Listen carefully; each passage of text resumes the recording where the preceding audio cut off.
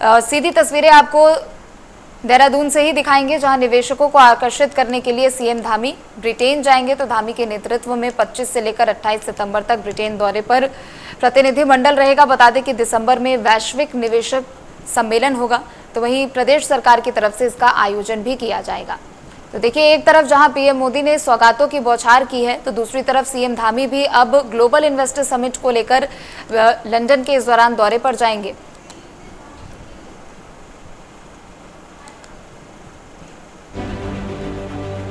बड़ी खबर आपको बता दें, निवेशकों को आकर्षित करने के लिए सीएम धामी के नेतृत्व में 25 से 28 सितंबर तक ब्रिटेन दौरा होने वाला है। बता दें कि दिसंबर में ग्लोबल इन्वेस्टर समिट को लेकर ये ब्रिटेन दौरा उनका होने वाला है। तो बड़ी खबर आपको बता दें, सीएम धामी कल ब्रिटेन के दौरे पर जाएंगे। 25 से लेकर 28 सितंबर तक सीएम धामी के नेतृत्व में प्रतिनिधिमंडल ब्रिटेन के दौरे पर रहेगा। तो निवेशकों को आकर्षित करने के लिए सीएम धामी कल ब्रिटेन जाएंगे। धामी के नेतृत्व में 25 से 28 सितंबर तक प्रतिनिधिमंडल ब्रिटेन के दौरे पर रहेगा और दिसंबर में ग्लोबल इन्वेस्टर समिट को लेकर आयोजित करने को लेकर यह दौरा उनका महत्वपूर्ण है।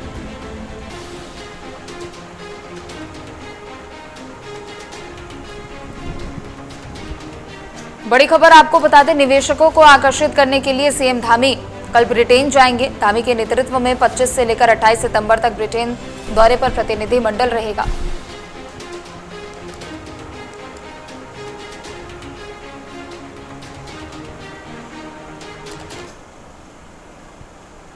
तो चलिए अब आपको सीधी तस्वीरें देहरादून से दिखाते हैं, जहां पीएम मोदी के मन की बात कार्यक्रम पर सीएम धामी ने क्या कुछ कहा। जी रविंदर जी, हमारे मंडल के अध्यक्ष भाई राहुल जी एवं पूरी टीम, युवा मोर्चा, महिला मोर्चा, एनसीसी के हमारे कैडेट्स, इस पीजी कॉलेज के सभी छात्र, सभी उपस्थित आज के इस कार्यक्रम में सहभाग करने वाले उपस्थित भाइयों एवं बहनों, मैं सबसे पहले तो आप सबका मैं धन्यवाद करता हूं कि इतनी बड़ी संख्या में आप सब लोग मन की बात को सुनने के लिए यहाँ पर एकत्र हुए हैं। और मन की बात आदरणीय प्रधानमंत्री जी का एक ऐसा कार्यक्रम है जिस कार्यक्रम के माध्यम से हम ऐसे लोगों को देख पाते हैं, ऐसे लोगों के कामों को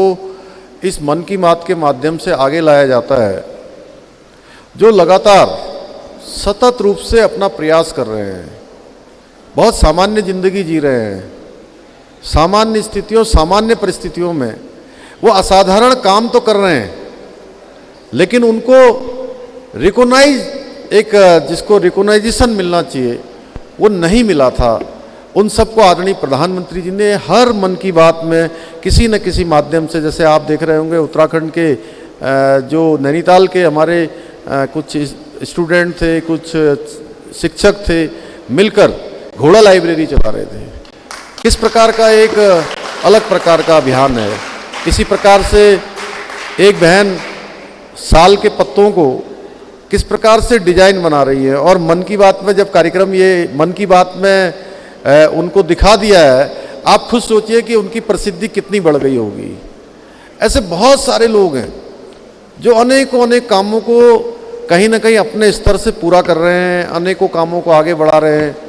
उन सबको आदरणीय प्रधानमंत्री जी ने अपने मन के बात के कार्यक्रम में लाकर उनको कहीं ना कहीं प्रोत्साहित करने का काम किया है, उनको आगे बढ़ाने का काम किया है, और पूरे देश के सामने, दुनिया के सामने उनका उदाहरण प्रस्तुत करके कि यदि व्यक्ति के अंदर कुछ करने की इच्छा हो, संकल्प हो, तो स्थितियां कितनी भी कठिन क्यों न हो, लगातार सतत परिश्रम से, सतत प्रयास से उन स्थितियों से सफलता प्राप्त की जा सकती है।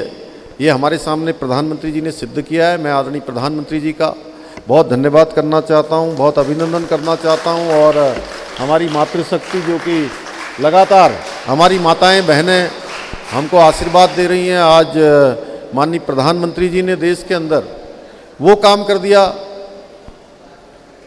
जिसके कारण से वो एक इतिहास में दर्ज हो गया।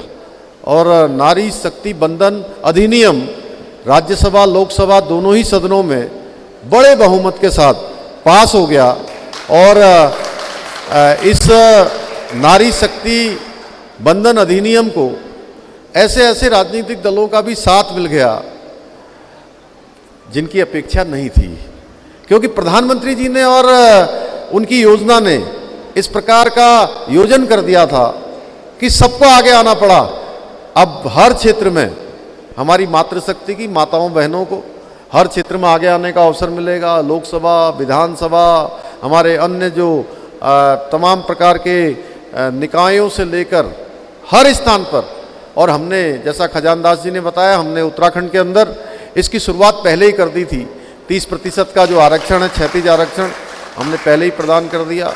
ऐसे अनेकों कार्य आज आदरणीय प्रधानमंत्री मोदी जी के मार्गदर्शन में, उनके निर्देशन में हम उत्तराखंड के अंदर भी कर रहे हैं। जैसा आपने बताया कि समान नागरिक संहिता का कानून बहुत जल्द उसका सारा संकलन पूरा हो रहा है, लगातार वो आगे बढ़ रहा है। कुछ चीज़ों पर लोगों के विचार आ रहे हैं, उन विचारों को संकलित करके उसको आगे बढ़ाने का काम हो रहा है। कुछ ही समय बाद वो भी हमारा आ जाएगा। धर्मांतरण का हम उत्तराखंड के अंदर विधेयक लेकर आए हैं और मुझे ये बताते हुए आप सबके सामने, और आप सब जानते हैं कि इस विद्या के मंदिर में जब हम हैं तो नकल का जो अध्यादेश हम उत्तराखंड के अंदर लेकर आए हैं वो हिंदुस्तान का सर्वाधिक सख्त नकल का अध्यादेश है। उस अध्यादेश के आने के बाद अनेक ऐसे छात्र मुझे मिले हैं, ऐसे भाई बहन मिले हैं जो कई सारी परीक्षाओं में भाग लेते थे लेकिन उनका नंबर ही नहीं आता था। मेहनत करते थे, पढ़ाई करते थे, लगातार परिश्रम करते थे। उनके माता पिता भी उनके लिए अपने स्तर से हर प्रकार की व्यवस्थाएं करते थे, लेकिन अंततः उनके हाथ में असफलता मिलती थी क्योंकि लगातार उनकी मेहनत नकल की भेंट चढ़ जा रही थी। लगातार पर्चा लीक हो रहा था, पेन ड्राइव पर नकल हो रही थी, पेपर छापने वाला जो मशीन वाला था वो मशीन वाला ही पेपर आउट कर दे रहा था या क्वेश्चन बैंक आउट हो जा रहा था। भाइयों बहनों, जो पढ़ने वाले, मेहनत करने वाले, सामान्य परिवार में पैदा हुए बेटे और बेटियां, उनका भविष्य कहीं ना कहीं गर्त में जा रहा था। इसलिए हमने ये कड़ा फैसला लिया और इसके कारण से जहां 80 से ज़्यादा लोग इस अपराध में जेल की सलाखों के पीछे गए और नकल का अध्यादेश लाने के बाद 5.5 लाख से भी ज़्यादा नौजवानों ने, छात्र छात्राओं ने, प्रतिभागियों ने भाग लिया। और अब ये हो रहा है कि कोई छात्र, कोई छात्रा एक परीक्षा में पास हो रहे हैं तो दूसरी में भी हो रहे हैं, जो दूसरी में हो रहे हैं वो तीसरी में भी हो रहे हैं। और मुझे कुछ ऐसे छात्र एवं छात्राएं भी मिले हैं जो 4-4 परीक्षाओं में एक साथ पास हुए हैं, 4-4 परीक्षाओं में। एक विश्वास उनके अंदर लौटा है। निश्चित रूप से ऐसे बहुत सारे कामों को हम आगे बढ़ा रहे हैं। आज चूंकि तो चलिए खबरों में आगे बढ़ेंगे। उत्तराखंड से कांग्रेस के विधायक मदन सिंह बिष्ट का एक वीडियो सोशल मीडिया पर इन दिनों खूब वायरल हो रहा है। बीते 16 सितंबर की रात विधायक का पारा चढ़ गया और वह अपने समर्थकों के साथ द्वाराहाट इंजीनियरिंग कॉलेज के निदेशक KKS मेर पर आग बबूला होते हुए नजर आए और उनके आवाज पर भी धमक उठे। कांग्रेस विधायक मदन सिंह बिष्ट के वायरल वीडियो पर सीएम धामी का भी बयान सामने आया है। मुख्यमंत्री पुष्कर सिंह धामी का कहना है कि ये दुर्भाग्यपूर्ण है कि जिस तरीके से वीडियो में विधायक नजर आ रहे हैं। उन्होंने कहा कि कांग्रेस नेताओं के हर मसले पर बयान आते हैं, इसलिए इस मामले पर भी कांग्रेस नेताओं को बयान देना चाहिए। तो वहीं विधानसभा अध्यक्ष ऋतु खंडूरी का इस मामले में कहना है कि चाहे अधिकारी हो या फिर विधायक, सभी को अपनी हद में रहना चाहिए। उन्होंने कहा कि मैंने भी इस वीडियो को देखा है, देवभूमि के वे विधायक हो और इसलिए उनको बोलने पर संयम रखना चाहिए। नाराजगी व्यक्त करने का तरीका सामान्य होना चाहिए। और विधायक की वीडियो को लेकर धामी ने तंज भी कसा है।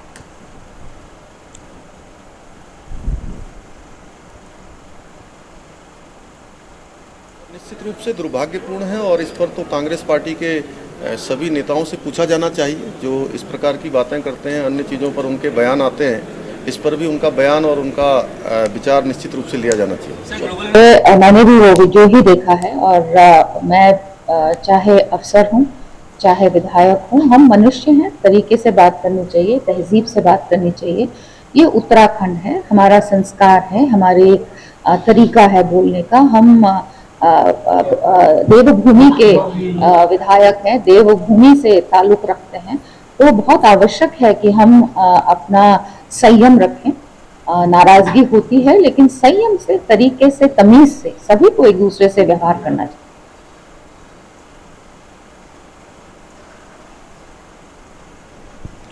तो उत्तराखंड से कांग्रेस विधायक मदन सिंह बिष्ट का एक वीडियो सोशल मीडिया पर वायरल हो रहा है। तो इन वायरल वीडियो को लेकर इस पर सीएम धामी ने भी तंज कसा है और साथ ही विधानसभा अध्यक्ष रितु खंडूरी ने भी अपनी प्रतिक्रिया इस पर दी है। सीएम धामी का कहना है कि कांग्रेस का हर मसले पर बयान आता है तो इस पर भी कांग्रेस को बयान देना चाहिए। तो चलिए खबर पर और भी अधिक जानकारी के लिए पवन दीक्षित हमारे साथ जुड़ चुके हैं। पवन, देखिए विधायक का एक वीडियो सोशल मीडिया पर इन दिनों वायरल हो रहा है और इसे लेकर सीएम धामी ने भी निशाना साधा, तो विधानसभा अध्यक्ष ने भी अपनी प्रतिक्रिया दी है। बिल्कुल प्रीति, द्वारा हाट से कांग्रेस विधायक मदन बिष्ट का वीडियो पिछले 4-5 दिनों से सोशल मीडिया पर वायरल हो रहा है, जिस पर बीजेपी प्रदेश अध्यक्ष महेंद्र भट्ट ने भी कांग्रेस की जो प्रणाली है, कार्य प्रणाली है, उस पर सवाल खड़े किए। कांग्रेस के द्वारा अभी तक कोई भी टिप्पणी नहीं की गई मदन बिष्ट के मामले में, इस पर भी उन्होंने सवाल खड़े किया। और कल मुख्यमंत्री पुष्कर सिंह धामी ने भी कांग्रेस पर तंज कसते हुए उन्होंने कहा है कि कांग्रेस हर मुद्दे पर बात करती है, इस पर भी बात कांग्रेस को करनी चाहिए। हालांकि जो विधानसभा अध्यक्ष रितु खंडूरी ने भी विधायक के इस पूरे मामले को, विधायक के द्वारा जो अधिकारी से बदतमीजी की गई, जिसमें बदसलूकी के साथ साथ जो उनका ऑडियो और वीडियो जो वायरल हुआ है, जिसमें काफी अशोभनीय भाषा का प्रयोग किया गया है, जिस पर विधानसभा अध्यक्षा रितु खंडूरी ने भी उन्होंने इस पर अपनी प्रतिक्रिया देते हुए कहा है कि जो भी विधायक के द्वारा एक कृत्य किया गया है, जिस तरह की भाषा का प्रयोग किया गया है, ऐसा संसदीय परंपरा के अनुसार बिल्कुल गलत है। जो भी उन्होंने कहा है, जो भी उन्होंने किया है, वो बिल्कुल क्षमा के योग्य नहीं है। बिल्कुल। साथ ही पवन, क्या ये भी ऐसी कुछ जानकारी है कि विधायक के खिलाफ कोई शिकायत दर्ज कराई गई हो? बिल्कुल, जिस तरह से विधायक के द्वारा उस एक जो ऑडियो वायरल हो रहा है, उसमें निदेशक जो इंजीनियरिंग कॉलेज के निदेशक हैं, उनसे बात करते हुए उन्होंने मुख्यमंत्री को भी गाली गलौज किया है और साथ ही साथ भारतीय जनता पार्टी के कार्यकर्ताओं एवं नेताओं को भी उन्होंने गाली दी है। और इसके साथ उसी के बाद में तत्काल प्रतिक्रिया करते हुए निदेशक के द्वारा एक वही संबंधित थाने में FIR दर्ज कराई गई। हालांकि जो कांग्रेस विधायक मदन बिष्ट है, उन्होंने भी थाने पहुंचकर अपनी तरफ से क्रॉस एप्लीकेशन देने दी थी, लेकिन अभी तक उनका जो मुकदमा है वो पंजीकृत नहीं किया गया है। लेकिन इनकी FIR रजिस्टर्ड जरूर जो निदेशक के द्वारा जो एप्लीकेशन दी गई है, जो उन्होंने अपनी जान की सुरक्षा व्यवस्था और जो ऑडियो और वीडियो पुलिस को उपलब्ध कराया है, उसके आधार पर उसकी जो एप्लीकेशन है उसको एक्सेप्ट करते हुए और उस पर कार्रवाई की बात कही जा रही है। बहुत शुक्रिया पवन आपका तमाम जानकारियों के लिए।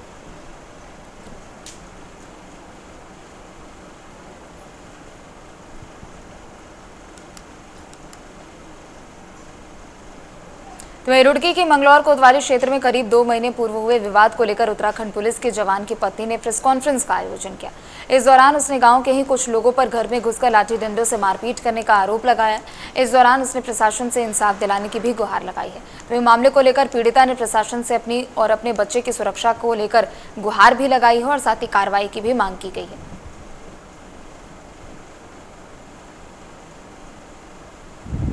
मैं लिबरेडी गांव से हूँ, गरिमा नाम है मेरा, और मेरे पति पुलिस में है, गौरव चौधरी।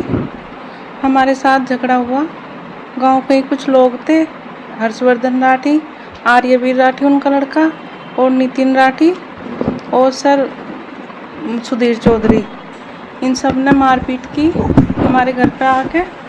और हमारे यहाँ रिश्तेदार आए हुए थे, उनके साथ भी मारपीट की। उनका जो मेरे नंदोई आ रहे थे उनके साथ थे, उनका सिर फोड़ दिया, हमारा बहुत नुकसान करा, गाड़ी तोड़ दी, ट्रैक्टर तोड़ दिया। और मेरे पति ने भाग के छत पे जाके जान बचाई, नहीं तो वे उन्हें जान से मार देते। ये 2 महीने हो गए, 23 जुलाई का है। तो भैया क्या चाहते हो? अब हम इंसाफ चाहते हैं सर।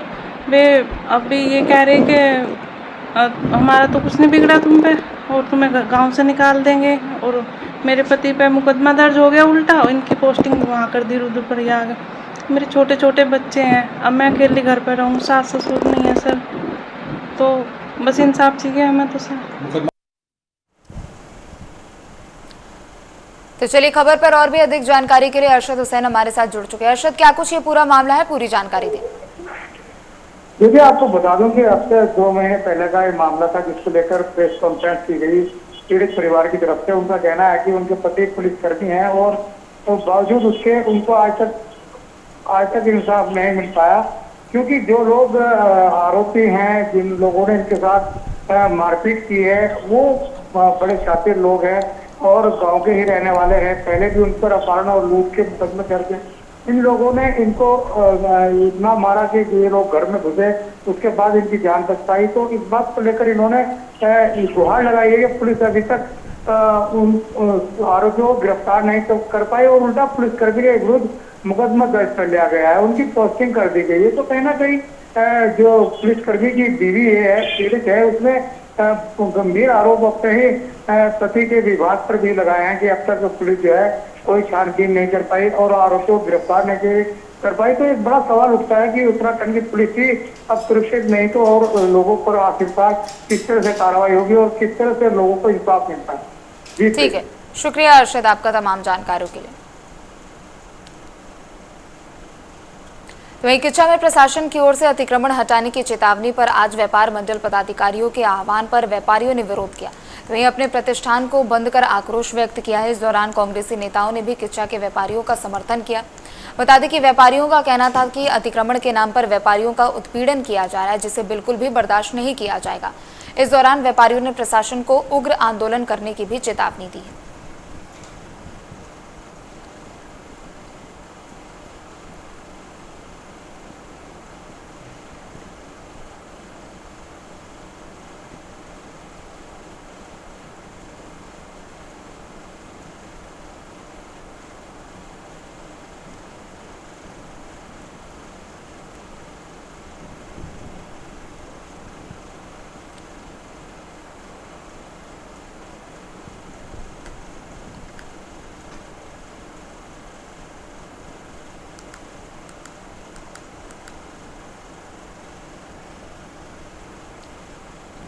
तो बड़ी खबर आपको बता दें, जहां प्रदेश में 150 करोड़ की राशि से गड्ढा मुक्त होंगी सड़कें। शासन ने सभी जिलों में सड़कों को दुरुस्त करने के निर्देश दिए हैं। बड़ी खबर आपको बता दें, प्रदेश में 150 करोड़ की राशि से प्रदेश की सड़कों को गड्ढा मुक्त किया जाएगा और शासन ने सभी जिलों में सड़कों को दुरुस्त करने के लिए भी निर्देश जारी कर दिया है। तो देहरादून की सड़कें पहले से और भी ज्यादा बेहतर होंगी। बता दें कि शासन ने सभी जिलों में सड़कों को दुरुस्त करने के निर्देश दिए हैं और तकरीबन 150 करोड़ रुपए की लागत से प्रदेश की सड़कों को गड्ढा मुक्त किया जाएगा।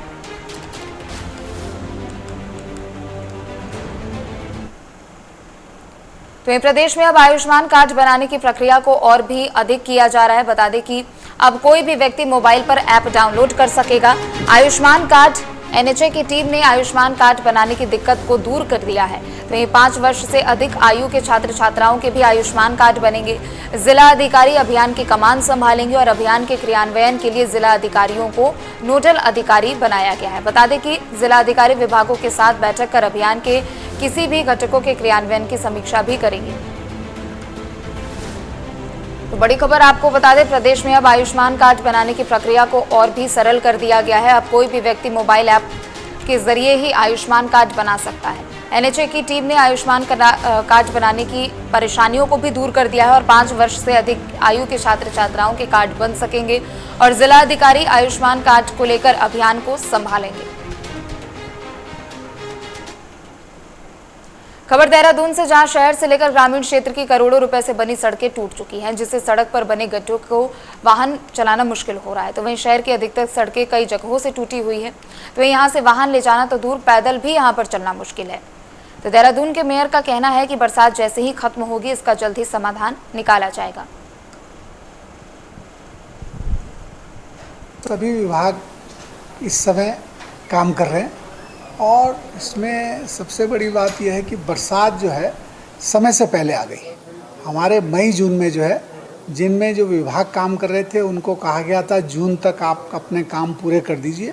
तो एक बड़ी वजह ये भी है कि बरसात पहले हो गई, इसलिए उनको काम करने का समय नहीं मिला। बरसात जैसी ख़त्म होगी, उसमें चाहे नाली है, चाहे सड़क है, चाहे गड्ढे हो रखे हैं, सबको जो है तत्काल भरा जाएगा। लगातार जो है हम भी मॉनिटरिंग कर रहे हैं और माननीय सरकार भी जो है संज्ञान ले रही है।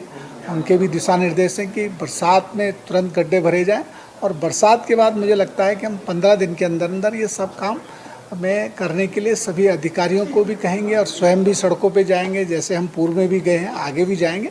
और हमारा उद्देश्य यही है कि जनता को किसी किस्म की किसी रूप में भी परेशानी नहीं होनी चाहिए। उसके लिए जो है हम भी सचेत हैं, सरकार भी सचेत है और विभागों को भी लगातार हम कह रहे हैं कि ये किसी किस्म की लापरवाही जो है बर्दाश्त नहीं की जाएगी। तो इसके बरसात के बाद तुरंत इसका समाधान हो।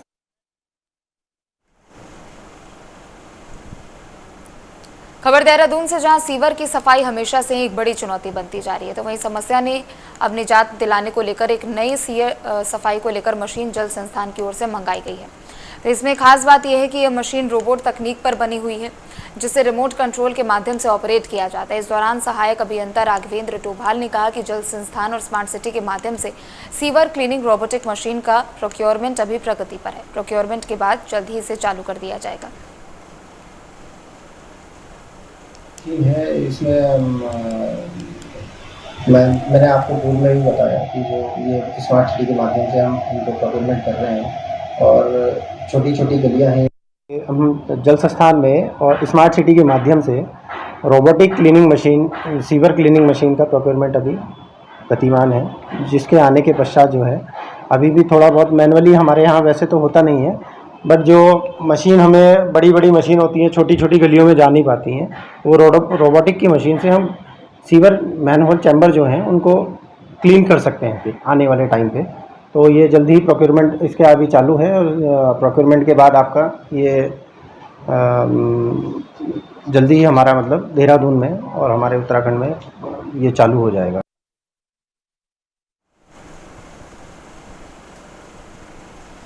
फिलहाल इस बुलेटिन में इतना ही। आप देखते रहें प्राइम न्यूज़।